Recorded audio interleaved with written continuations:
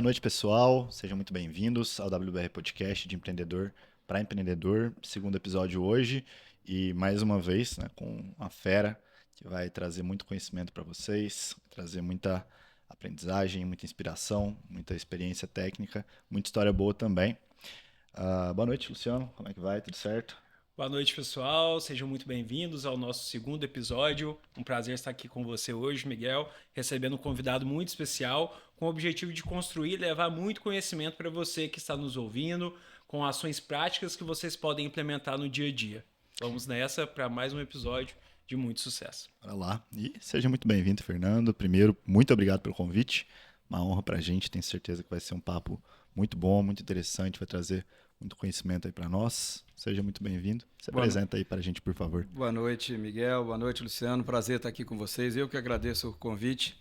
Estamos aqui. Vamos trocar muito aqui hoje. Vai ser legal. Boa. Show de bola, Fernando. E vamos começar, assim, apresentando um pouco da sua trajetória para o público, né? Eu acredito que tudo começa por um porquê. E é justamente sobre isso que eu quero que você fale um pouquinho, né? O porquê da trajetória que você desenvolveu como profissional, né? Em que momento ali que você se identificou, né? Na sua carreira.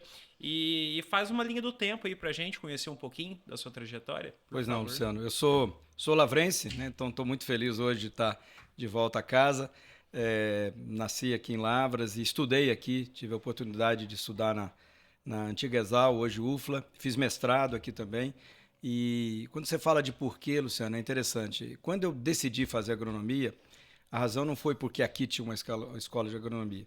Na época, meu pai estava fazendo algum investimento em fazenda e a gente estava sofrendo alguns desafios, né? Ele se aventurou por isso, ele era advogado e estava assim, passando por algumas dificuldades com a fazenda e tudo mais. E eu sempre gostei de acompanhar meu pai e falei, bom, acho que aqui eu vou juntar a fome com a vontade de comer. Tem uma escola maravilhosa na cidade, tinha uma vocação de gostar da terra, gostar das coisas da natureza, enfim, gado e tudo que a gente tinha lá na fazenda, e aí a opção pela agronomia teve a ver com isso.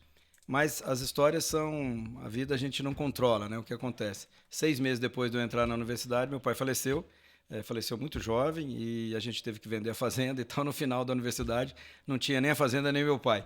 Então as coisas tomaram outro rumo.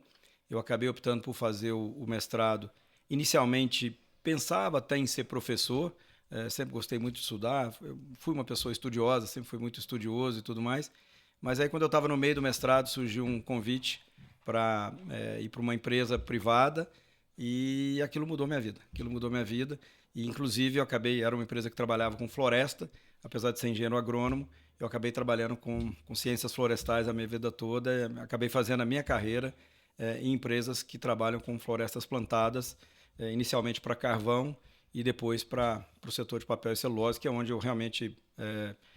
carvão foi os primeiros 2 anos, papel e celulose foram os mais 35 anos, entendeu? Então, assim, você vê que a gente não planeja tudo, mas acho que o mais importante é você estar pronto e as coisas aparecem.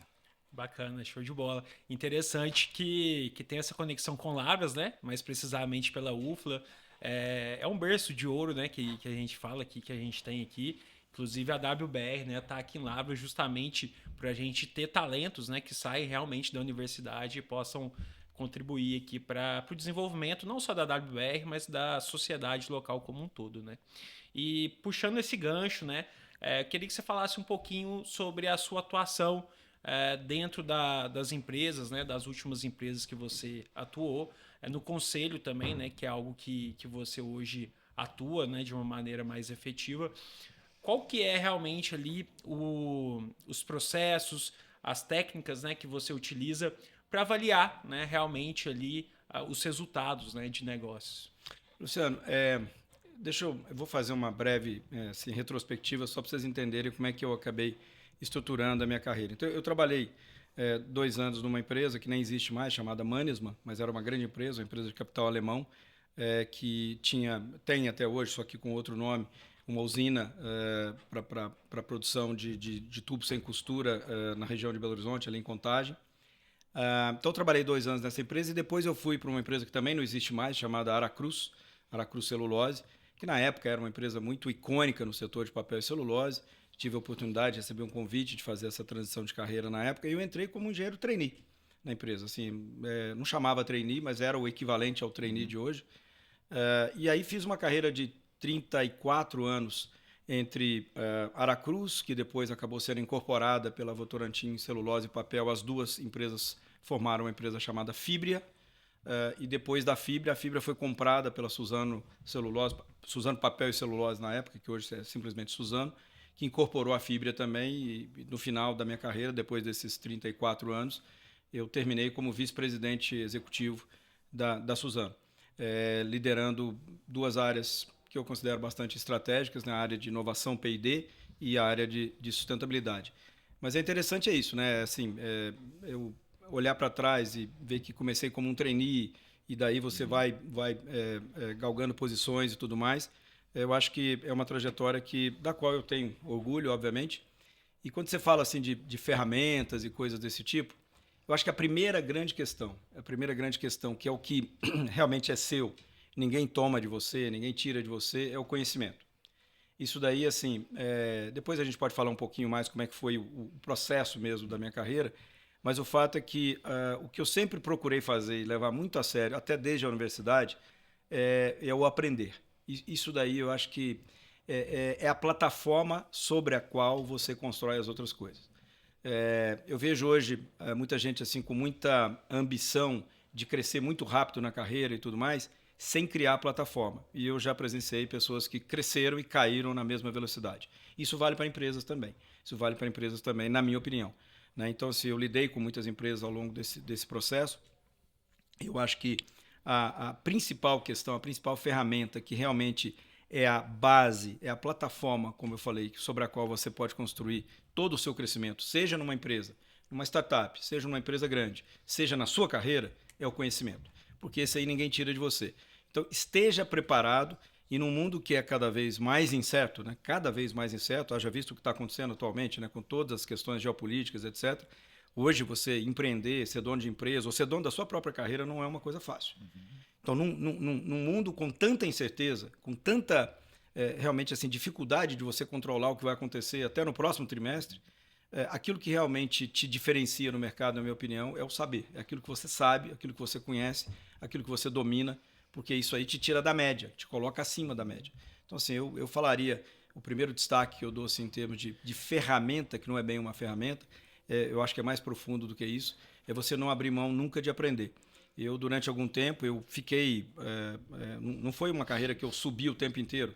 Claro que, em alguns momentos, eu fiquei bastante tempo numa mesma posição.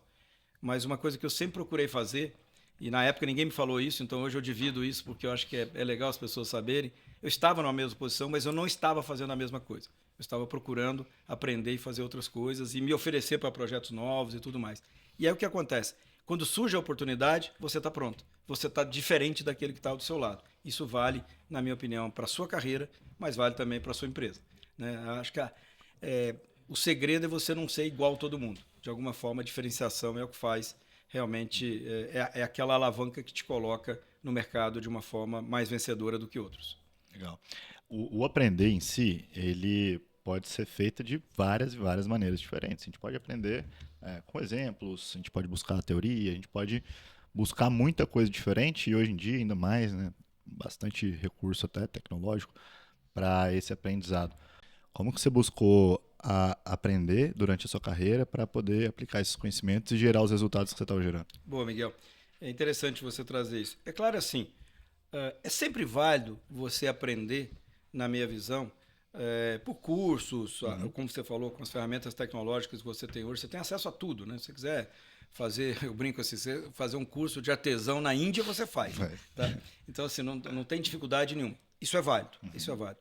Mas eu, sinceramente, eu acho que o aprender de verdade é quando você coloca a mão dentro do processo. Aí você aprende, porque aí você sofre, você celebra, você cai, você levanta e tudo mais. Então, assim, a melhor forma, claro, mais uma vez, cursos, livros, acho que leitura é um negócio super essencial, continua sendo muito essencial na minha visão.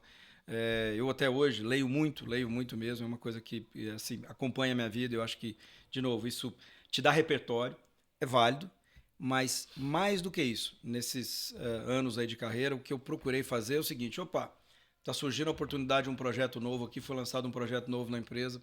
Opa, você está precisando aí de um voluntário para... Claro que aquilo leva um esforço discricionário, né? Você vai ter que se dedicar um pouco mais e tal. Sim. Só que na hora que você se coloca naquele projeto, você aprende de fato. Eu lembro lá atrás, eu tinha 4 anos de Aracruz. Na época veio a época talvez vocês não se lembrem disso, vocês são muito mais jovens, mas teve um boom muito grande da reengenharia, que era uma forma, veio várias consultorias trabalhar com repensar os negócios, de uma forma assim muito radical. E aí eu participei do primeiro projeto de reengenharia da Aracruz na época como um membro de um grupo. Quando veio o segundo ano, a consultoria que estava trabalhando com a gente teve um problema e acabou quebrando a consultoria e tudo mais, não continuou com o projeto, mas a empresa queria continuar o projeto. Como eu tinha participado do primeiro ano, eu falei, opa, eu me ofereço aqui para tentar liderar esse negócio. Eu era um engenheiro júnior ainda e tudo mais. E deu muito certo. Eu vou te dizer que foi uma exposição que me desafiou pra caramba e me colocou numa situação que as pessoas me olhavam dentro da empresa de uma forma diferente. Sempre buscou o protagonismo ali dentro do negócio. Exatamente, acho que essa é a palavra. Mas assim, não aquele protagonismo pela pura ambição, quase que irresponsável de aparecer. Não é isso. Eu só fui porque eu tinha feito um ano, eu tinha feito, de certa forma, um curso com aquela consultoria, que eu tinha um ano de projeto já. Então eu me senti em condições de, no segundo ano, me oferecer para ser um protagonista. Se fosse no primeiro, talvez não, porque aí eu acho que é meio irresponsável até. E eu insisto isso porque eu sempre faço uma correlação, vocês vão me observar falando isso aqui, entre a carreira, a nossa carreira é uma empresa. Eu falo para as pessoas que trabalham comigo que você é o primeiro a cuidar da sua empresa, né? Se você não cuidar da sua empresa, ninguém vai cuidar. Não pense que a sua empresa vai cuidar de você, porque ela não vai ser tão boa quanto você para cuidar da sua carreira.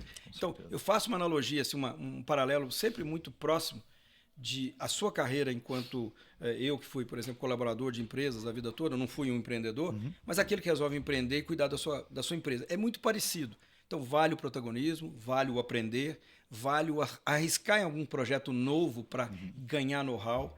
Então, assim, acho que é um pouco isso que faz a diferença e, de novo, te tira do lugar comum, né, da média, onde você vai sempre encontrar muita gente que está na média. Muita empresa, muita startup, muita empresa grande e muito colaborador que está na média.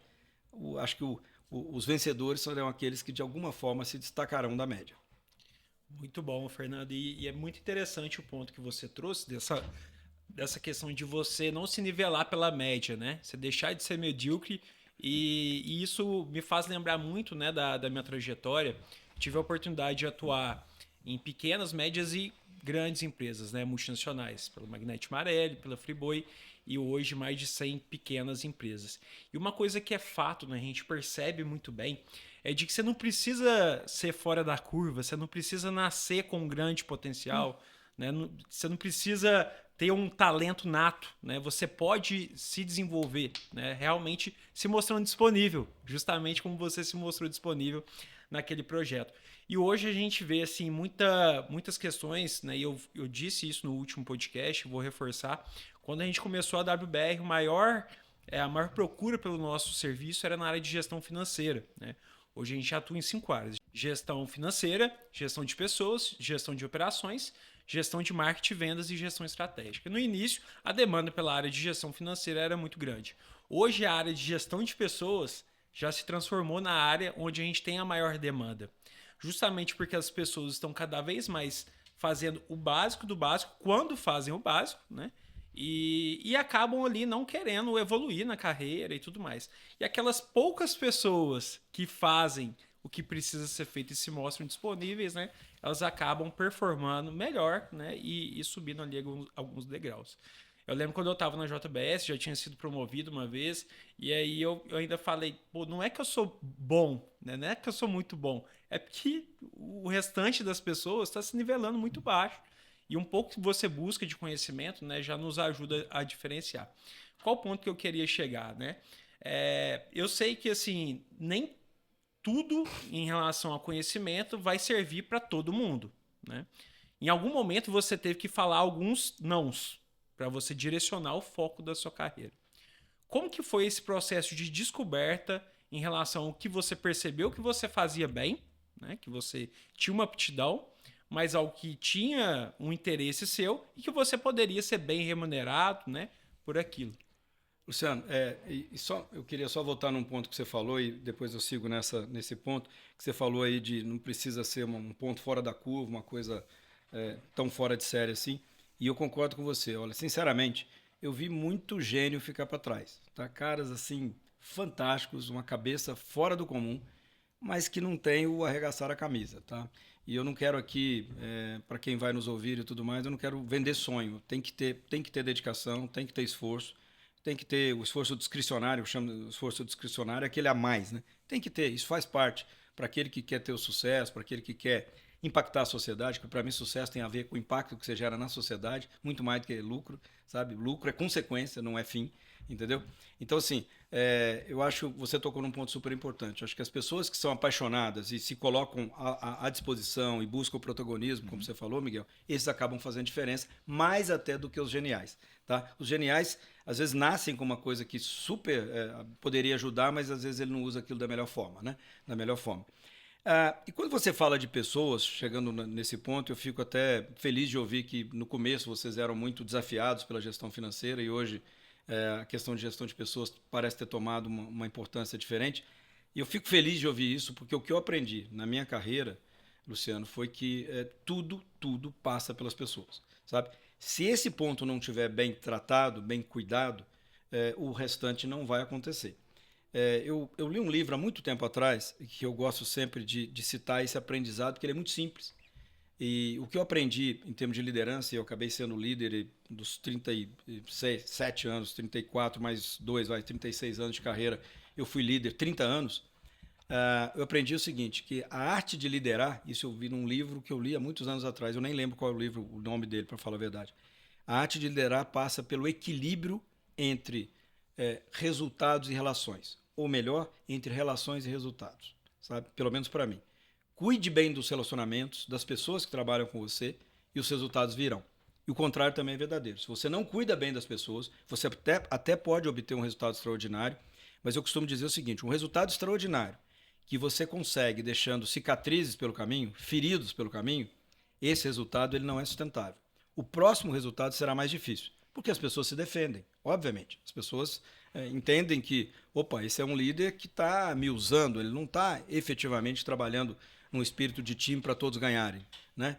Então, assim, isso é o que eu chamo de um resultado que você obtém deixando feridos pelo caminho. O próximo resultado será mais difícil. E o contrário é verdadeiro. Quando você constrói um espírito de time verdadeiro e faz o equilíbrio entre as relações e os resultados, cada resultado é mais fácil do que o anterior. Cada resultado, porque as pessoas se engajam, as pessoas se apaixonam por aquela trajetória, as pessoas, se você for capaz ainda, acho que é bom a gente falar disso daqui a pouco também sobre propósito, se você for capaz de mostrar aquilo que vem depois, você move as pessoas para um lugar assim extraordinário. E aí ninguém segura. É o time verdadeiro funcionando. Então, para mim é muito. Você pode falar de resultados financeiros, resultados de marketing, resultados comerciais, etc, etc. Mas se você não cuidar das relações, que são as pessoas que fazem esses resultados acontecerem, eu acho assim, só gestão de processo não basta, é importante. A gestão financeira é super importante, tudo isso são pilares. Agora, o que faz a ligação entre os pilares são as pessoas. Time engajado faz toda a diferença. Time desengajado é um esforço tremendo para você obter cada resultado e chega uma hora que isso para. Muito interessante escutar isso de você, porque se conecta diretamente com a nossa essência, né?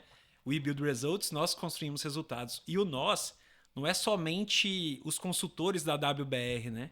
O nós é os consultores da WBR com o empresário, com os gestores do empresário, com os funcionários do empresário. Então, o resultado financeiro, você disse muito bem, é consequência, né? Não. Uma empresa ela sempre vai buscar ser lucrativa, mas o meio, né, para você chegar lá é muito mais relacionado a relações, a pessoas, do que de fato ali os números, né? Os números vão surgir ali como consequência das ações, e as ações são feitas por pessoas. Por pessoas. São elas que fazem as ligações. Perfeito. Qual foi o maior time que você já liderou? Foi no final agora, Miguel, quando eu era vice-presidente executivo da Suzano, eu tinha um time de 900 pessoas, mais ou menos, e o interessante, 900 pessoas de 17 nacionalidades diferentes. 17 nacionalidades diferentes. Eu tinha time de Vancouver a Xangai. Então, assim, era comum começar a fazer uma reunião às 5 horas da manhã e terminar às 8 horas da noite para pegar os fusos horários, entendeu?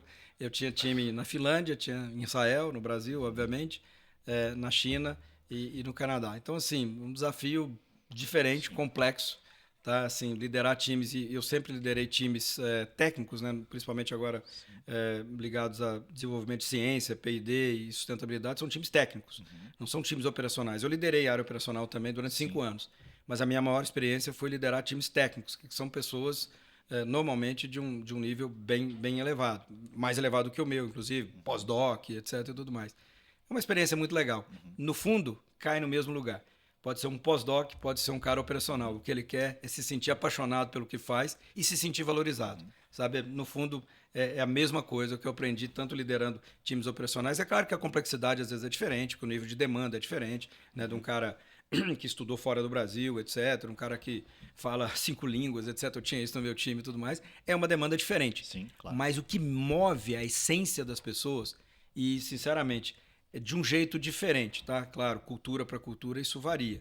Mas na essência, eu trabalhava com um canadense, eu trabalhava com um chinês. Na essência, as pessoas querem ser reconhecidas, querem ser valorizadas, querem ser ouvidas, querem ter autonomia para tomar decisões, entendeu? Na China um pouco menos, que a China é mais hierárquico, mas querem ter espaço para serem elas mesmas, acima de tudo. Então, se você como líder, como empresário, como dono de uma startup ou dono de uma grande empresa, se você for capaz de gerar isso, esse espírito que as pessoas sentem que pertence àquele ambiente, e aquele ambiente elas podem crescer e podem impactar, de novo, pode ser um chinês, ou pode ser um canadense, ou pode ser um brasileiro, no fundo, não diverge tanto assim.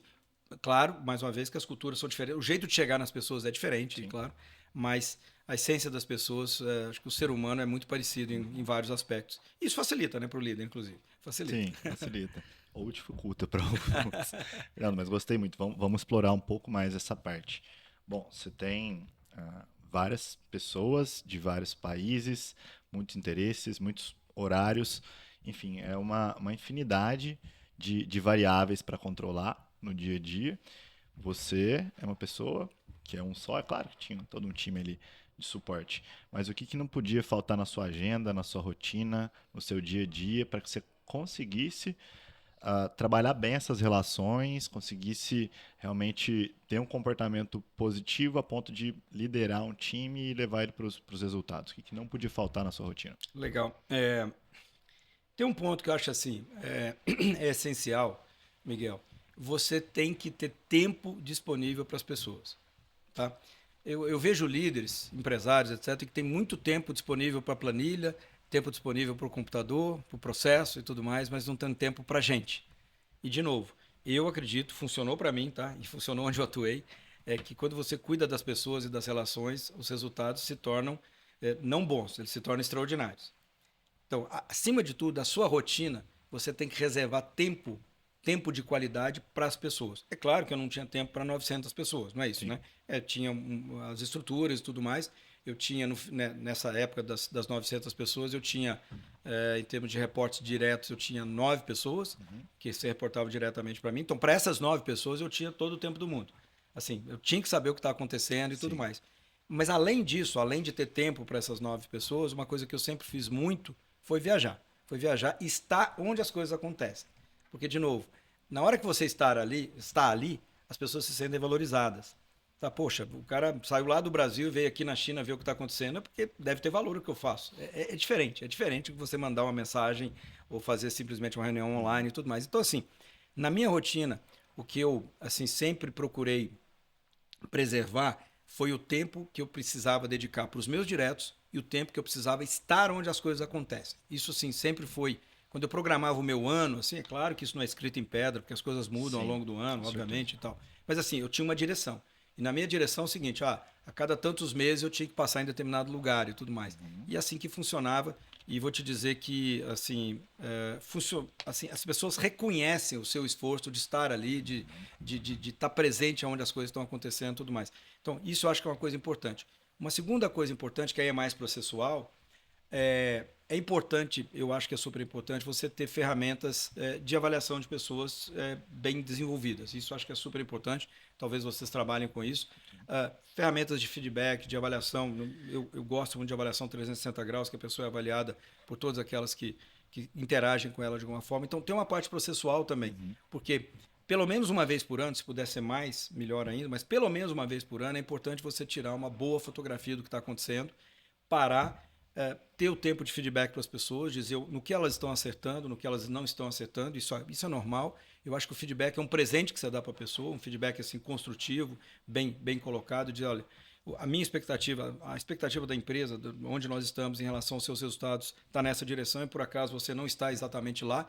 Eu acho que falta isso, vou te ajudar a chegar lá, e aí vem os planos de desenvolvimento individuais, etc, etc. Então, assim, é um pouco de processo, mas eu já vi demais processo que está escrito no papel e não acontece na prática, porque, no fundo, as pessoas não colocam tempo naquilo. Então, não adianta ter processo bem desenhado se você não se dispor a colocar a sua energia naquilo ali. Você tem que priorizar isso. Então, para mim, isso assim, um pouco de processo, desenho de avaliação de pessoas, de plano de desenvolvimento, etc. Isso é processo. E colocar esse processo para valer, como? Colocando a sua energia, o seu tempo, que é o melhor que você pode dar para uma pessoa, que é o seu tempo, a serviço daquilo ali, para funcionar. Muito bom, Fernando. Você citou até algumas ferramentas que a gente tem na nossa metodologia, né? Como eu havia citado, nós temos 5 áreas e cada uma das áreas a gente trabalha com 12 ferramentas, né, de gestão. Dentro de gestão de pessoas, avaliação de desempenho, né, pesquisa de clima organizacional, PDI, né, a gente tem todos esses planos de carreira, né, que eu acho que é muito importante também, sempre estar fazendo esse alinhamento de plano de carreira. Então são ferramentas que elas são muito importantes, mas que se elas só se tornarem ferramentas, elas não geram resultado, né? Não. A ferramenta, o próprio nome já diz, né? É uma ferramenta que te ajuda se você manusear aquela ferramenta para você alcançar um objetivo. Com certeza. Né?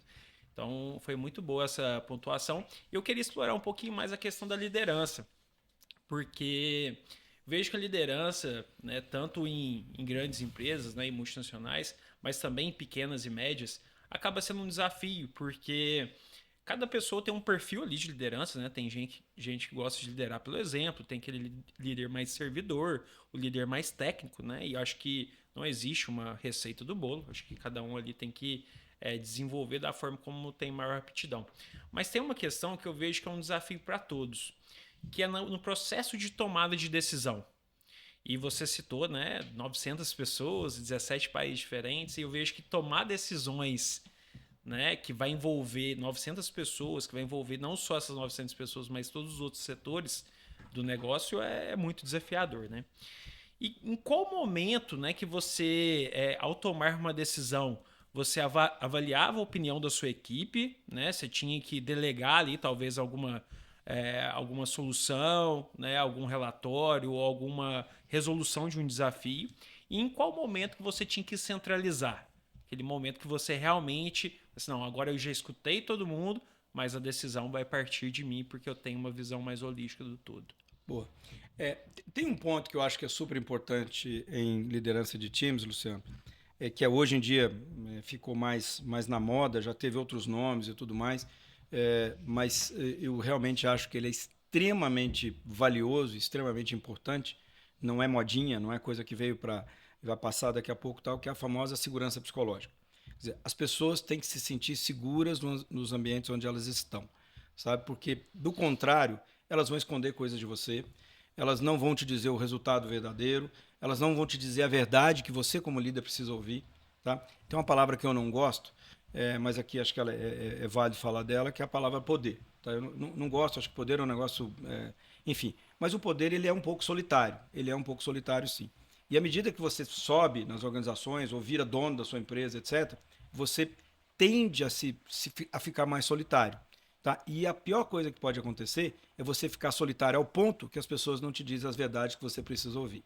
E aí você fica cego, você vai num voo cego. Isso acontece em empresas grandes, está cheio de exemplos aí de escândalos que às vezes aparece uma empresa enorme em que o CEO estava escondendo a contabilidade. Entendeu? Isso acontece. Como acontece numa empresa pequena, como acontece na sua própria carreira, quando você, para agradar o seu chefe, começa a falar só o que ele quer ouvir, ao invés de falar o que é necessário ele ouvir. Entendeu? Então, aí eu chego na questão da decisão. Quando você constrói um ambiente onde a segurança psicológica predomina, que é esse ambiente onde as pessoas se sentem seguras para serem quem elas são e falarem o que elas pensam de verdade, as decisões são muito mais fáceis. Nesses ambientes, Luciano, normalmente o meu processo de tomada de decisão era muito compartilhado. Porque eu sentia que, assim, quando você colocava uma decisão difícil na mesa e aquilo era debatido, as pessoas estavam, de fato, inteiras e falando o que precisava ser falado. E aí você, na hora que você consegue ouvir todo mundo, você toma a melhor decisão, na minha opinião. Muitas vezes a decisão final vai ser sua mesmo, e a responsabilidade em última instância é sua, não dá para fugir. Se você é o dono da empresa, se você é o principal executivo da empresa, eu liderava grandes áreas, a decisão final tinha que ser minha e tudo mais. Mas era uma decisão que, apesar de, vamos dizer assim, a última palavra era minha, mas era uma palavra que tinha sido construída com um monte de gente. Então, assim, é aquela decisão que não te coloca risco, o risco é relativamente baixo, porque você volto àquela questão que eu falei do conhecimento. Tem o conhecimento seu e nesse ambiente de segurança psicológica tem o conhecimento de todo mundo que compartilha com você. Então a sua decisão fica muito mais fácil. Eu também já liderei equipes que, por várias razões, às vezes peguei temporariamente, que o nível de segurança psicológica estava baixo. Aí é mais difícil. Aí é mais difícil porque você não tem confiança que as pessoas não confiam em você e você não tem confiança que as pessoas estão te trazendo que você precisa realmente ouvir. Aí é procurar informação fora e procurar ver fazer benchmark para ver o que os outros estão fazendo, para você ter o melhor, sabe, o melhor sentimento ali, a melhor percepção para tomar a decisão. Mas eu diria que esse tipo de decisão mais solitária, em que você vai atrás do que está em volta, muitas vezes porque você não pode tirar do seu time, deveria ser a exceção da exceção. Tá? A decisão boa, na minha opinião, é aquela que, mesmo se a última palavra for sua, essa palavra foi construída a partir de pessoas que te ajudaram. Isso vem do seu time. Muitas vezes, ninguém melhor do que aquele cara que está lá na ponta, que está fazendo acontecer, para te dizer qual é a melhor decisão para aquilo ali. Então, assim, vou buscar um investimento, tem que brigar por um investimento. E as brigas de investimento normalmente não são fáceis, né? Não são fáceis. Né? Uma grande empresa ou uma pequena empresa, ali é uma briga de você tem um orçamento que é finito e você vai brigar pelo seu quinhão ali naquela história. Né? Estou falando uma coisa que é só lá na França, né? Não é aqui não. Então assim, você tem que estar muito seguro para comprar aquela briga, entendeu? Você vai comprar uma briga que você vai se expor de certa forma e tudo mais, comprar uma briga ali no meu caso, com o CEO da empresa, tudo mais, com o acionista da empresa. Para isso, cara, se eu construo essa decisão junto com o seu time, a decisão fica muito mais tranquila, muito mais tranquila. Muito interessante esse ponto que você traz em relação ao quanto é relevante você distribuir, né, essa questão da tomada de decisão com pessoas que são boas fontes de informações e que têm essa segurança, né, para transparecer essas informações. E isso me fez lembrar de um projeto de planejamento estratégico que eu fui desenvolver em uma empresa da qual eu trabalhava. E eu percebi de que aquela empresa, né, ela engavetava todos os seus planejamentos estratégicos anteriores. Né? Então tinha ali um PDF de 80 páginas, muito bem construído, mas pouco implementado. E aí não gerava o resultado que a gente esperava. E aí eu fui avaliar, né, o porquê disso está acontecendo e estava muito atrelado à questão da operação. Né? Esse planejamento estratégico era feito somente pelo nível estratégico. E aí, quando esse nível estratégico ia disseminar para o tático, até funcionava, mas quando o tático ia disseminar para o operacional, as coisas não fluíam. E aí, naturalmente, os resultados não chegavam. E a gente fez um trabalho de planejamento estratégico realmente focando da base para cima, claro que com diretrizes bem determinadas, né? E depois de um certo tempo, né, onde a gente conseguiu não só desenvolver, mas implementar, a gente conseguiu de um ano para o outro crescer 434%. De faturamento. Então, assim, foi um case, foi o primeiro planejamento estratégico que eu tive a oportunidade de desenvolver e ficou muito claro para mim de que todos os outros que eu fosse fazer, eu tinha que envolver as pessoas, né? Se eu não estou enganado, acho que foi o Peter Drucker que falou isso, né, o Papa da Gestão, que fala que a cultura engole o planejamento estratégico no café da manhã. Né? Então, é bem isso mesmo. Teve uma certa vez, Luciano, que eu peguei uma área nova, mais no começo da minha carreira, e me pediram para fazer um turnaround ali na área, tal, fazer um processo de mudança e tal. Eu, muito novo, na mesma hora, meti a cara ali, fui fazer um diagnóstico e tudo mais, e em poucos dias, em, sei lá, 20 dias, eu tinha um diagnóstico com 8 pontos que a gente precisava fazer naquela área ali e tudo mais e tal. E aí eu comecei a trabalhar aqueles pontos e o negócio não saía do lugar. O negócio não saía do lugar e percebendo que uma resistência danada e a coisa não ia e tudo mais e tal. E aí me deu na verdade, eu tive assim um impacto com aquela resistência e uma pessoa mais experiente que eu, felizmente, de novo, alguém que me trouxe uma verdade, falou, você sabe onde que você está errando nisso que você está fazendo? Eu falei, não, pô, fiz um diagnóstico. Não, o seu diagnóstico está super bem feito, só que o seu diagnóstico é seu. Você fez esse diagnóstico sozinho. Você não vai conseguir que as pessoas engajem com você partindo do seu diagnóstico.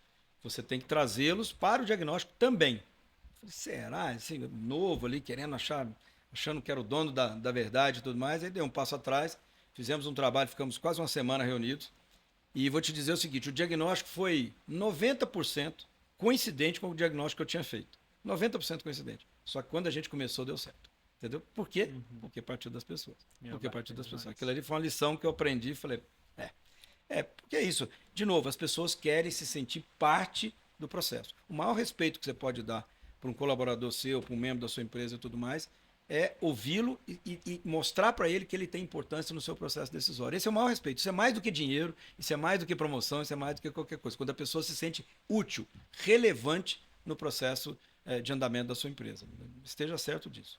Realmente. E até, né, Miguel, no nosso processo de diagnóstico do nosso trabalho, hoje a gente tem como uma das principais boas práticas não só fazer o diagnóstico com o gestor, com o empresário, mas principalmente com as lideranças, com a equipe operacional também da empresa.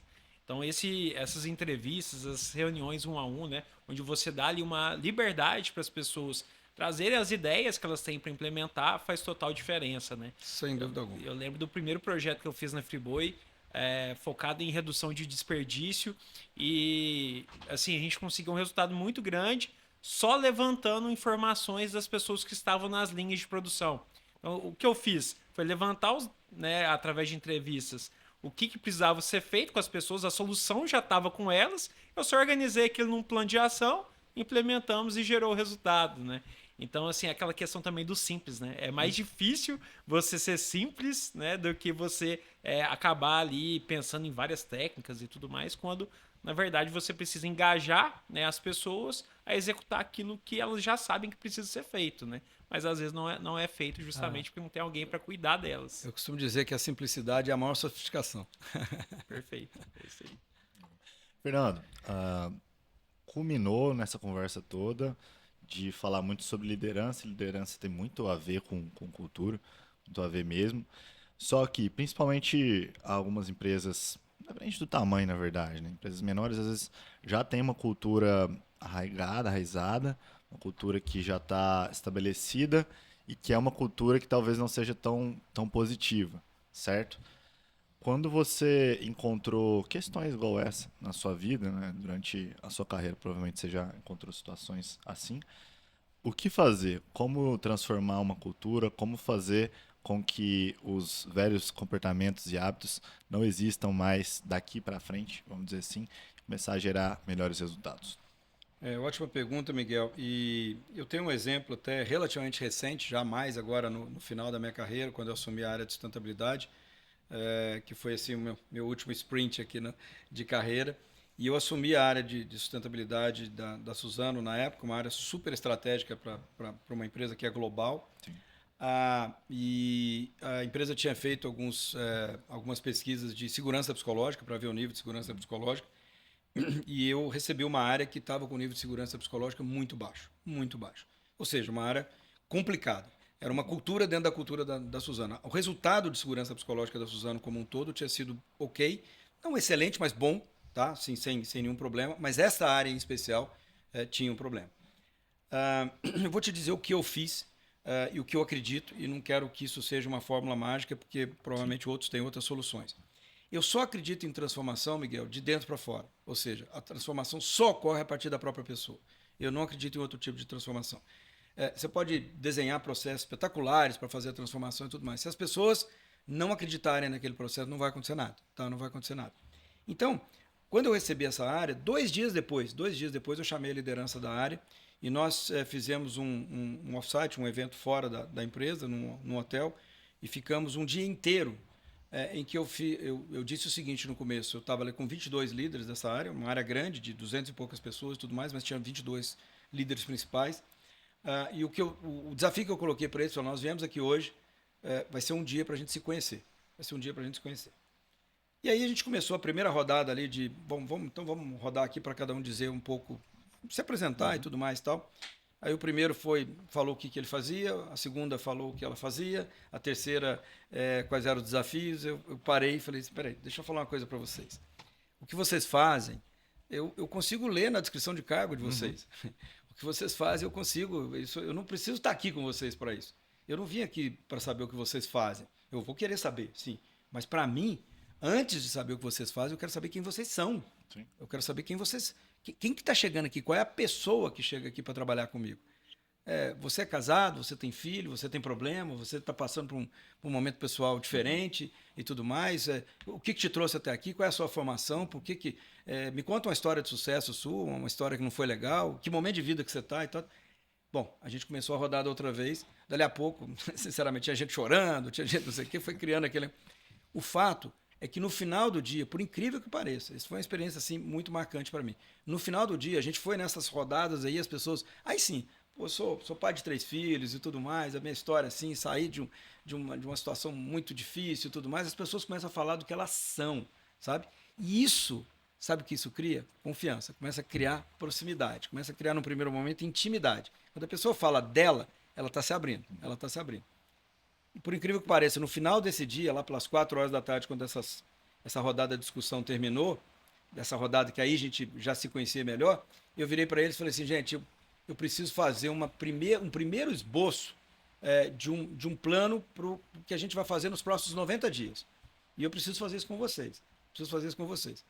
Cara, a gente ficou até 8 horas da noite, já era para acabar às 6, mas a turma entusiasmada e tudo mais. Tinha um churrasco depois, que a gente adiou o churrasco e tudo mais. Fizemos o primeiro esboço de um plano de 90 dias.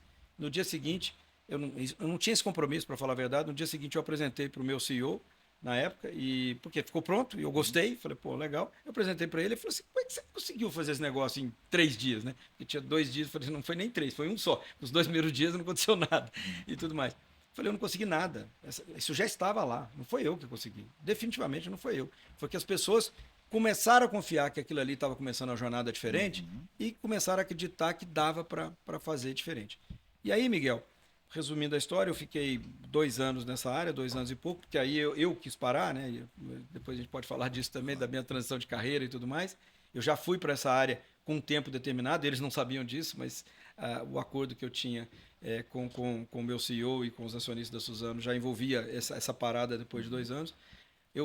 No final, nós fizemos a mesma pesquisa de segurança psicológica, a segurança psicológica arrebentou, sabe? Então, assim, eu acho que, modéstia à parte, deixei uma área pronta para o que deve entendeu? E está lá, veio uma pessoa me suceder, está super bem, está indo super bem e tudo mais, já não estou lá mais e tal. Então, assim, era uma cultura problemática, a situação estava difícil. Por quê? Porque as pessoas estavam amedrontadas. E pessoas amedrontadas, o que elas fazem? Elas se defendem. Qualquer um de nós faz isso. Você não vai tirar de uma pessoa resultados espetaculares, vontade de fazer transformação e tudo mais, se a pessoa está com medo. A primeira coisa que ela vai fazer é cuidar da sobrevivência. Isso é óbvio. Então, no momento em que você cria uma certa intimidade, e da intimidade vem a segurança, e da segurança vem a confiança, aí você transforma a cultura. Falamos, e aí? Nós somos uma área, sustentabilidade de novo, nós somos uma área, gente, que a gente tem que estar na frente do tempo.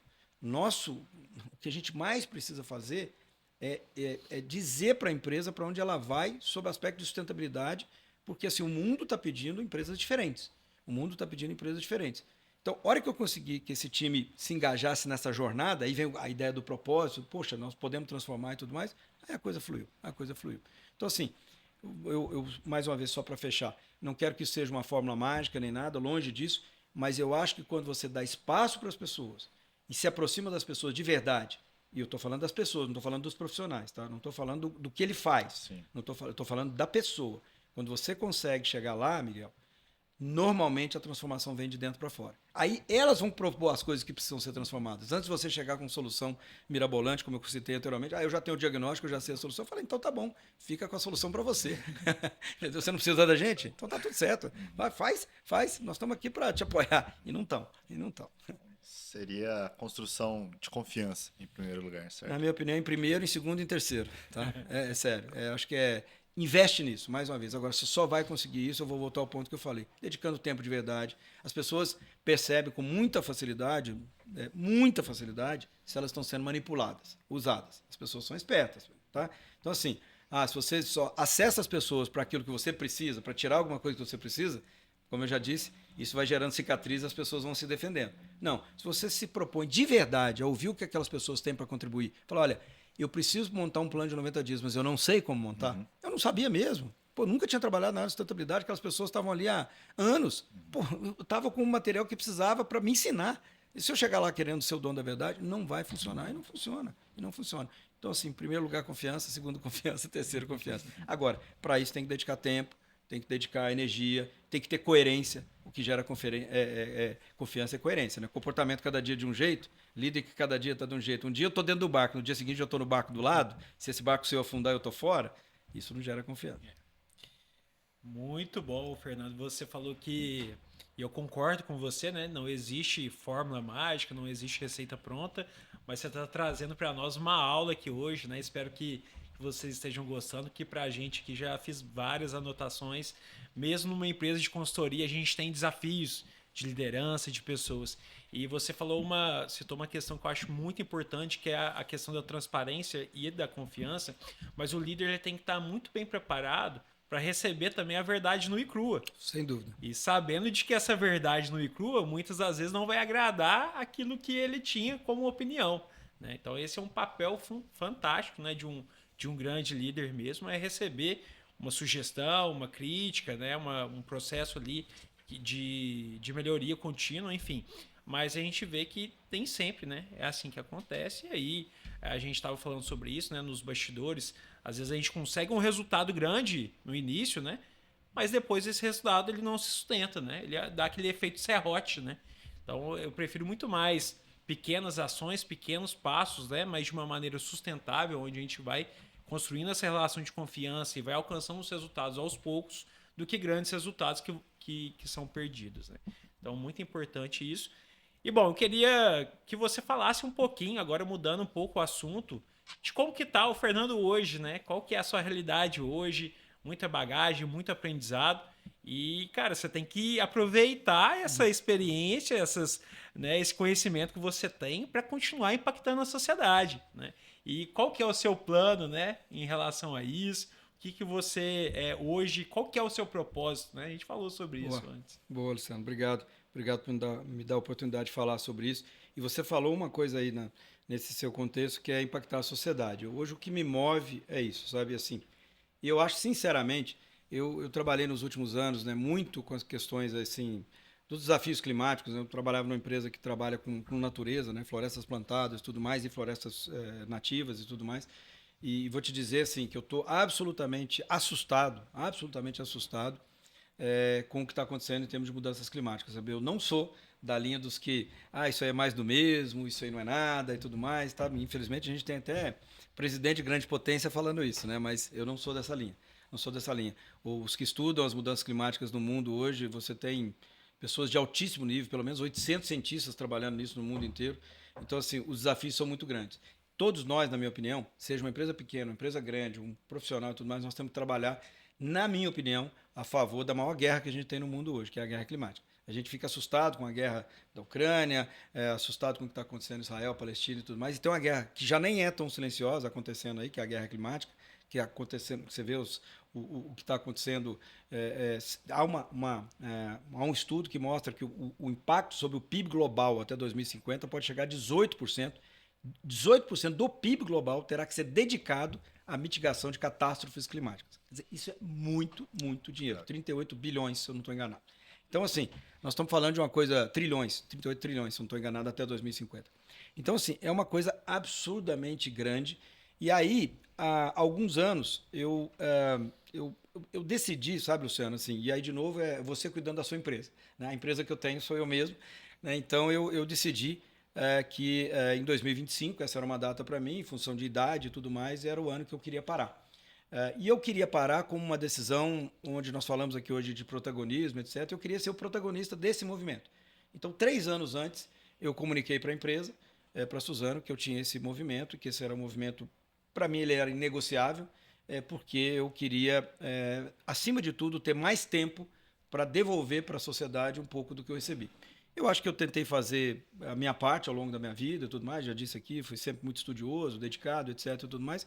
Mas, independente de eu ter feito a minha parte, as coisas deram certo, sabe? Assim, não aconteceu nada de tão extraordinário, contrário na minha rota. Então, assim, eu acho que eu tenho muito a agradecer. Eu sou uma pessoa religiosa, eu acho que eu tenho, esses fundamentos estão em mim, e eu acho que o que eu tenho de mais importante para devolver para a sociedade é o meu tempo, sabe? E estando numa empresa privada, numa corporação, eu me sentia incompetente para fazer esse movimento. Sabe assim, Eu já me envolvi em projetos sociais e tudo mais, mas eu fazia isso no tempo que sobrava, sabe, à noite, aquela história toda e tal. E eu queria ter um tempo de mais qualidade para fazer isso. E aí, há 3 anos atrás, eu tomei definitivamente essa decisão, comuniquei à empresa. Claro que isso ficou tratado em segredo, né, por razões óbvias e tudo mais, mas a gente planejou toda a minha sucessão. Eu tive a oportunidade de ajudar no processo de sucessão. E aí saí de uma forma absolutamente tranquila. No final, acabei sendo convidado para a Suzano para continuar colaborando com a empresa, aí agora como pessoa jurídica e tudo mais, criei uma empresa e tudo mais, e aí eu estou envolvido com comitês estratégicos, estou envolvido em mentoria de executivos, estou envolvido em projeto de cultura, estou envolvido em questões muito fortes de sustentabilidade e tudo mais, e de inovação, ajudando os meus sucessores. Então eu tenho hoje ainda assim cerca de 50% do meu tempo dedicado à Suzano, num contrato que a gente achou que ia ser bom para os dois, e está sendo, sim, muito, muito legal. E os outros 50%, comecei a trabalhar em conselhos de empresas muito menores, o que eu estou adorando, sinceramente, porque assim, quando você está numa empresa muito grande, você é membro do conselho, você é mais um, de certa forma. As pessoas são muito boas e a empresa está muito bem estruturada. Quando você pega uma empresa pequena, que está começando, você sente que você tem coisa para contribuir de verdade. Então, assim, está me fazendo muito bem.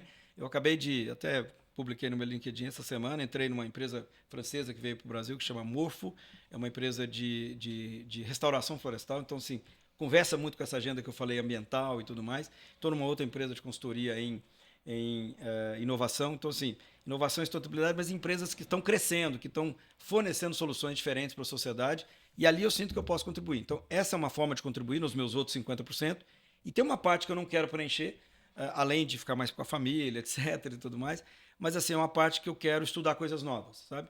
Então eu estou bastante decidido, estou estudando agora como vai ser isso, mas eu quero alguma coisa na linha de teologia, filosofia e colocar isso a serviço de formação de pessoas, de alguma forma, sabe? Então eu estou fazendo muita mentoria de executivos e tudo mais, é a minha forma de devolver de uma outra forma, não estou preocupado com dinheiro, sabe? Não é essa a questão. Quando eu planejei esse momento, isso acho que é importante dizer também, às vezes eu vejo as pessoas que planejam, mas não cuidam da sua própria empresa, mais uma vez, do jeito que deveriam cuidar. Tem uma parte prática dessa história que é a viabilização financeira para você fazer esse movimento. Então, assim, eu quero parar na idade tal, mas se você não se preparou para isso, não vai dar. Ou você vai parar e vai ter problema, né? Eu, graças a Deus, acho que eu me organizei para fazer esse movimento. Então, essa parte prática não me preocupa. Eu sou uma pessoa simples, eu tenho muito mais do que eu preciso e tudo mais. Então, assim, eu consigo viver, meus filhos estão estudando ainda, mas eu consigo viver tranquilo. E, assim, se eu puder agora dedicar uma parte do meu tempo, da minha vida, para fazer coisas como essa aqui, para fazer coisas ligadas à igreja, isso também para mim é importante. E estudar coisa nova, aprender uma coisa nova, tipo filosofia, porque eu acho que explica muita coisa, teologia. Aliás, eu descobri um dia desse, não foi coincidência, eu descobri que o Peter Drucker é formado em teologia, por incrível que pareça, então, mas não foi por causa disso que eu resolvi fazer. Mas isso fazer. explica muita coisa, né? Exatamente. Assim, uma visão um pouco mais holística, mais sistêmica das coisas, sabe? Então, é nessa que eu estou muito feliz, tem só 6 meses, né, que eu fiz esse movimento, 7 meses, mas até aqui tem sido, assim, de uma satisfação imensa, sabe? Eu estou muito feliz mesmo. E assim, sabe, Luciano, eu parei no momento que eu estava no auge, sabe, assim. E é engraçado que as pessoas chegam para você e falam, mas como é que você para numa hora dessa e tudo mais? Eu falo, mas essa é a hora certa de parar, essa é a hora certa de parar. Não deixa, mais uma vez, que a empresa... Você ainda tem energia, né? Exato, eu quero colocar coisas boas minhas a favor da sociedade, não o resto, sabe? Aquilo que, quando não tem saúde, não tem mais nada e tudo mais. Isso para mim, assim, sempre foi um motivo de planejar isso de forma adequada. Eu fico... muitas pessoas chegaram para mim depois que isso ficou público e tudo mais. Eu acho interessante essas pessoas chegam e falam, pô, eu queria fazer isso, mas eu não tenho coragem. Eu falo, mas por que você não tem coragem, cara? Aí você vai ver, às vezes, porque não planejou e tudo mais. Mas às vezes, assim, parece, sabe, assim, que a pessoa está andando numa empresa, a analogia que eu faço assim, tem assim, o cara está em pé no ônibus e tem aquele negócio que ele segura aqui, sabe? Aquela barra. Então não pode soltar. Fala, cara, experimenta soltar, experimenta o balanço do ônibus um pouquinho e tudo mais e tal, e faz parte. Então eu estou nessa fase agora. O melhor disso tudo, né, que isso vale muito, né? Poder escolher o que eu quero fazer, né? Isso é maravilhoso, né? Então, assim, um convite desse aqui, por exemplo, não podia negar de jeito nenhum, porque eu tô aqui porque eu quero estar aqui, né? Então, é isso. Assim, está sendo uma coisa muito legal. Eu fiquei... Olha para você ver que coisa interessante. Eu cheguei na Suzano em 2019 e tem um prêmio de inovação, que é o Prêmio Valor de Inovação, que é feito pelo Jornal Valor e pela Price. Então é um prêmio muito sério, que tem auditoria e tudo mais. É o prêmio mais sério que a gente tem no Brasil para inovação. E eu sempre falei assim, a gente não trabalha para prêmio, mas prêmio é uma coisa legal porque te permite comparar com os outros de uma forma muito barata, de uma forma fácil de fazer. E a gente entrou no Prêmio Valor e Inovação em 2019. Em 2019, o Prêmio Valor e Inovação ele faz o ranking das 150 empresas mais inovadoras do Brasil. A Suzano não ficou nem entre as 150 em 2019. E aí, em 2020, ficamos em 52º lugar, em 2021 em 18º, em 2022 em 15º, ganhamos em 2023 e fomos vice-campeões em 2024. Tá? E eu parei em 2025. Então, assim uma trajetória, estava no auge, as coisas estavam acontecendo. Eu não fiz um movimento de fuga porque eu estava infeliz, porque eu não estava... Eu fiz... Aliás, essa é outra coisa super importante. Eu acho que os seus movimentos, qualquer um de nós, tem que fazer movimento de aproximação, nunca de fuga. Então, se você vai fazer, eu estou infeliz, eu vou fazer um movimento assim, isso é movimento de fuga. Isso não é a melhor forma de decidir. Agora, eu fiz um movimento na direção desse impacto, é muito mais de aproximação com um novo propósito, que eu estou chamando de segunda carreira. Quando me chamam de aposentado eu fico bravo, entendeu? Até porque lá em casa meus filhos falam, você é um aposentado fajuto demais, você não sai do escritório, você não sai do... Pois é. Então, assim, tem nada de aposentado nada, aí, é um movimento de aproximação em coisas que me movem e não de fuga daquela situação que eu tinha anterior. Porque eu estava super feliz onde eu estava, sabe? Não tinha nada de errado, nada de errado. Mas graças a Deus a vida está me dando essa oportunidade, eu estou tentando usar, sabe? É o mínimo que eu posso fazer. Muito bom. E é muito legal ver o brilho nos olhos, né? Que você traz ao falar disso. E me conectei muito porque, de forma bem resumida, né? Quando eu tomei a decisão de sair da JBS e vir para Lavras, correr atrás do meu sonho, que foi compartilhado pelo Miguel, foi o mesmo processo, né? A família falando que é isso, acabou de ser promovido, né? Você tá doido. As coisas... Mas tem aquela chama dentro de você, né? Que você precisa libertar aquilo e colocar em prática, né? Então, essa questão da coragem foi numa conversa com um colega de trabalho lá na JBS que eu tomei a decisão, onde eu falando sobre os meus planos e ele parou de almoçar na hora e perguntou, Luciano, o que está faltando para você colocar em prática esse sonho? Eu travei na hora e a única coisa que eu consegui falar para ele foi coragem. Então... é um processo, assim, admiro muito sua trajetória, né? Espero que um dia a gente possa se tornar tão relevante quanto, possamos trazer você para o conselho da WBR Vocês também. me contaram o número de empresas que vocês estão impactando, vocês já estão fazendo muito mais, tá? Isso é muito legal. E é isso aí, às vezes é soltar um pouco a barra do ônibus lá e deixar o balanço um pouquinho, que faz parte. Vai cair um pouco, né? Tem hora que vai ter aquela freada que você vai... Né? E tá tudo certo, tá tudo certo. Ô, Fernando, eu tava com uma pergunta na cabeça, assim, há tempos, quero muito entender sobre isso, não posso deixar passar. No tamanho que você chegou ali de importância dentro da Suzano, empresa gigante, líder de mercado, enfim, eu tenho certeza que você sofreu muita pressão. Tinha épocas ali que, por exemplo, às vezes era uma carga de trabalho de 15, 16 horas por dia, fuso horário diferente, então te ocupou muita extensão de espaço também, às vezes sem conseguir um descanso programado, enfim. Eu tenho certeza que foi bem duro por alguns anos. Durante esses alguns anos você teve que resignar de muita coisa, com certeza também, passou por muitas questões nesse sentido, até chegar nesse ponto agora que você, de maneira muito intencional, conseguiu fazer a transição, parabéns por isso. Mas é uma trajetória bem semelhante a muito empresário que, por vezes, acaba centralizando muitas funções, ou realmente, às vezes, no começo da empresa, quando ela é menor, realmente você tem que fazer muitas coisas, você se sobrecarrega bastante para pensar em realizar, né, a operação final do negócio. Nessa semelhança, né, puxando o empresário que tem essa rotina, e você que já teve a mesma rotina de trabalho, o que te sustentava lá atrás, o que te fazia mover, como que você conseguia minimamente equilibrar isso aí para ainda encontrar cada vez mais energia para trabalhar, e, cara, principalmente sobrevivendo, vamos dizer assim. Miguel, muito legal. Tem uma frase que eu uso muito lá em casa, com os meus filhos e tudo mais, eles até repetem ela muito, que agora já ficou comum lá em casa. Eu costumo dizer o seguinte, caro é o que não vale. Sabe? Caro é o que não vale. Então, assim, você sai para um jantar, tem um jantar caro, gasta tudo, mas foi um jantar espetacular, que você vai lembrar dele para sempre, não foi caro, valeu. Em compensação, às vezes você sai para comer um cachorro quente e foi caro, entendeu? Porque estava ruim para caramba e tudo mais e tal. Então, caro é o que não vale. Então, assim, eu tive períodos na minha vida muito difíceis, assim, que eu queria sair da empresa que eu estava, eu passei por tudo isso aí. E o que eu vejo em comum dos períodos difíceis é o seguinte: eu estava fazendo alguma coisa que eu não sentia que valia a pena. Não é dedicação, não é hora dedicada, não é se você começa às 6 da manhã e termina às 10 da noite, não é isso.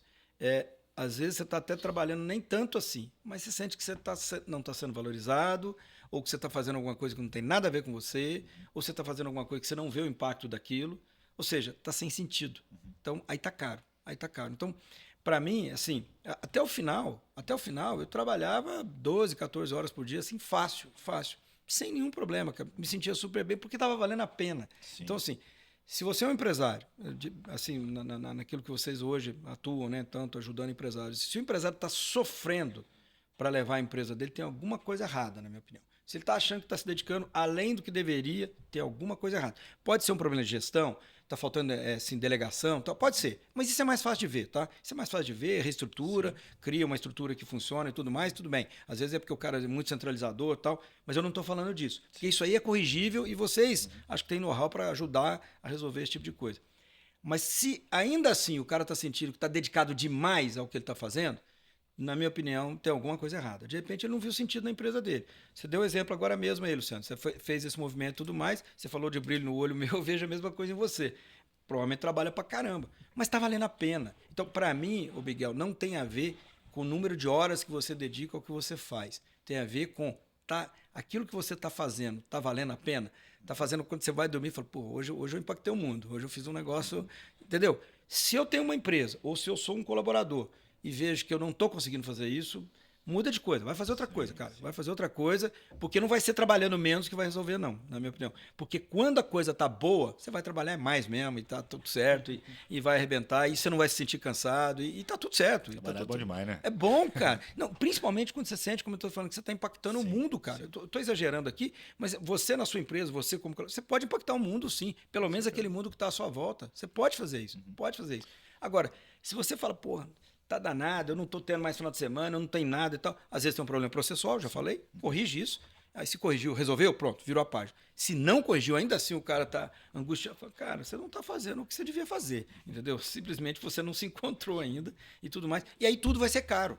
Aí tudo vai ser caro. Se ele trabalhar 6 horas por dia, vai ser muito, porque não tá valendo a pena. Não tá valendo a pena. Eu já tive esses momentos na minha vida em que eu não tava trabalhando tanto, mas tava ruim, cara, tava ruim. Em compensação, já tive o contrário, que você trabalha 20 horas por dia e tá tudo certo. Tá você resolveu como na época?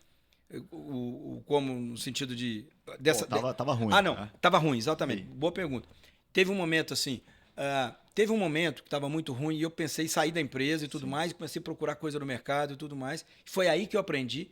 Uma pessoa de uma outra empresa, uma psicóloga de uma outra empresa, me deu essa lição que eu falei aqui mais cedo. Você não está fazendo um movimento de aproximação em relação a uma outra coisa. Você está fazendo um movimento de fuga ao que você tem. Foi uma pessoa que me deu a lição. Legal. Voltei para casa, voltei e falei, cara, eu tenho que redesenhar o que eu estou fazendo aqui. E aí você começa, né? Fala com o chefe, fala com pares, não sei o quê, e comecei a me envolver em outras coisas. E aí aquela fase ruim passou. Entendeu? Aquela fase ruim passou. Assim, mas eu tive que me mover. Não foi a empresa que resolveu. Não foi. Movimento meu. Falei, tá bom. Eu tenho uma oportunidade de fugir disso aqui. Eu acho que não parece não ser uma boa. E acho que não era mesmo. Essa psicóloga acho que me ajudou muito. E já que eu não vou fugir, eu vou ficar. Sim. Eu não quero ficar doente. Isso aqui eu não tenho vocação para masoquista. Então aí eu comecei a mexer no que eu estava fazendo. Mexer no que eu estava fazendo. Às vezes você tenta mudar de área, tenta fazer outra coisa. Sim. De novo, a mudança é de dentro para fora. Sempre, sempre. Não adianta você se colocar como vítima na empresa e falar, ó, eu estou infeliz, me ajudem. Aí não vai rolar. Realmente uma aula pra gente aqui hoje, realmente um impacto muito grande, né? Não só vejo para quem hoje tem uma empresa, mas para quem está no momento profissional. E assim, se deixasse, a gente ficaria aí muitas e muitas horas conversando. Essa questão que você falou, né, de eu trabalhar muito, de você trabalhar muito, o Miguel trabalha muito, mas a gente trabalha realmente em algo que a gente vê esse impacto na sociedade. Para mim, uma das coisas que mais marcou a nossa conversa aqui hoje foi essa geração de impacto na sociedade, né, através de um trabalho do qual a gente vê realmente as coisas acontecendo ao nosso redor, né? Isso é muito importante. Bom, a gente está chegando ao fim, né, do nosso bate-papo. E eu não poderia deixar de fazer um esqueminha de 3 perguntas que podem parecer simples, mas aquela questão do simples, né? É o mais difícil a gente conseguir. Mas não são tão fáceis assim de responder, não. Eu acredito que todas as pessoas que vieram aqui tiveram um pouquinho ali de dúvida, fizeram elas pensarem, e eu acredito que com você não vai ser diferente. São 3 questões. Primeiro, olhando para o seu passado, né? Qual que é a principal lição aprendida? Olhando para o presente, né? Qual que é o seu foco hoje? E olhando para o futuro, e aí você já pode fazer um fechamento se quiser. Qual que é o seu maior sonho? Bom, para o passado é o que... A principal lição aprendida. Principal lição aprendida. A principal lição aprendida foi por onde eu comecei aqui. Não perca nenhuma oportunidade que você tiver na vida de aprender. Sabe, para mim, eu continuo achando que isso é o diferencial. Sabe assim, todos os dias você pode aprender alguma coisa. Todos os dias. Então, para mim, a maior lição aprendida é aprenda sempre. Sempre. Você nunca vai saber o suficiente. Nunca. Nunca. Sempre se coloque na condição de aprendiz, com humildade. É um papo, às vezes, com o porteiro do seu prédio que você vai aprender pra caramba. Tá? Então, essa é a primeira coisa. Agora, meu foco atual está sendo fazer. Eu criei uma empresa, né, que se chama Innovite. O vite aí é do vida do latim, e inno é de inovação, então inovação para a vida, ou seja, é essa conjugação de fazer coisas diferentes para um mundo melhor. Então, o meu foco nesse momento é estruturar esse meu tempo, que acho que é o que eu tenho mais uma vez de mais precioso, a serviço dessa nova jornada. Entendeu? Então, assim, eu tenho uma âncora legal, que é um trabalho muito legal que está estruturado com a Suzano, mas eu tenho 50% do meu tempo que eu estou estruturando. Então, o meu foco atual é colocar essa minha... Agora eu tenho empresa pela primeira vez. Essa minha empresa realmente a serviço deste propósito de inovação para a vida. De alguma forma, como é que eu posso ajudar pessoas, empresas, e, assim, de uma forma, líderes, né, fazendo mentoria e tudo mais, a serem mais proativos para um mundo melhor, porque acho que a gente está precisando. A gente está precisando. Sim. Mesmo. Eu não acredito que os governos vão resolver. Não. Eu acho que as soluções estão muito mais nas empresas e nos indivíduos do que nos governos. Futuro. Futuro, assim, eu tive a oportunidade de ter uma interação que foi muito marcante na minha vida com o professor Tal Ben-Shahar, que era um professor de Harvard, que escreveu o livro sobre, eu não lembro o título do livro dele, mas é um livro sobre felicidade, e ele criou o curso de felicidade em Harvard, que é o curso mais concorrido de Harvard em todos os tempos. Tá? Todos os anos eles não conseguem absorver todos os alunos que querem fazer o curso de felicidade em Harvard, porque a Harvard, apesar de ser uma universidade de muito sucesso, é também uma das universidades, não sei se vocês sabem disso, não sei se está assim ainda, mas era com maior taxa de suicídio. Entendeu? Então, assim, é a pressão e tudo mais. Ele cria o curso de felicidade e o curso dele é um sucesso. E eu tive a oportunidade de interagir com essa pessoa, o professor Tal Ben-Shahar, e ele tem, assim, algumas receitas relacionadas à felicidade, mas ele tem 3 pontos que eu acho assim são fundamentais, e o meu sonho, você perguntou sobre o sonho, é que eu consiga praticar esses 3 pontos, só 3.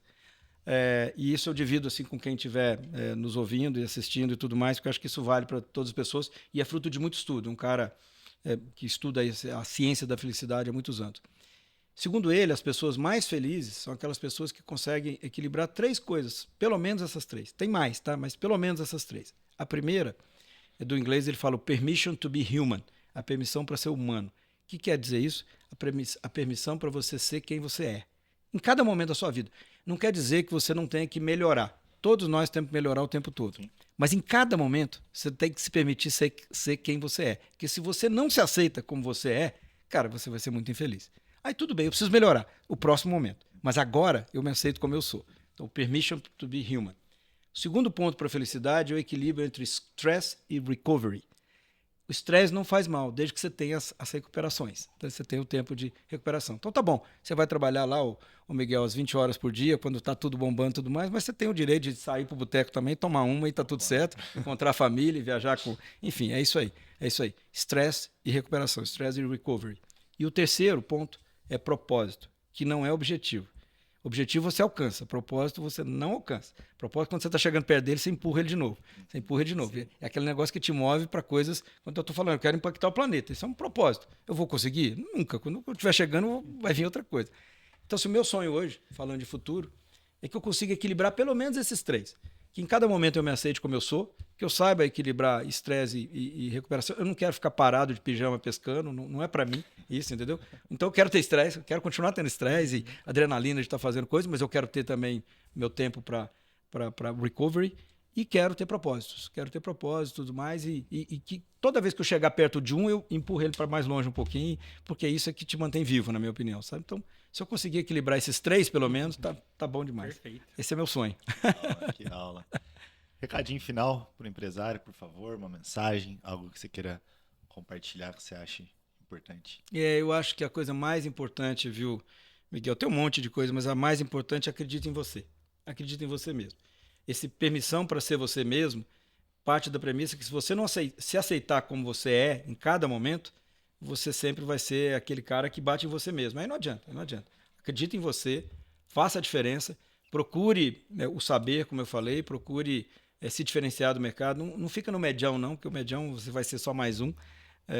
Tenta ser diferente, mas tenta ser diferente não para ter lucro. O lucro é consequência. Tenta ser diferente para impactar a sociedade e com isso você vai ter o lucro merecido. Então acho que é por aí. É por aí. Muito obrigado. Viu? Obrigado, Miguel. Muito obrigado, foi um prazer. Foi uma meu, honra. cara. Prazer foi meu. Muito legal. Então, gente, até a próxima. Boa noite aí a todos.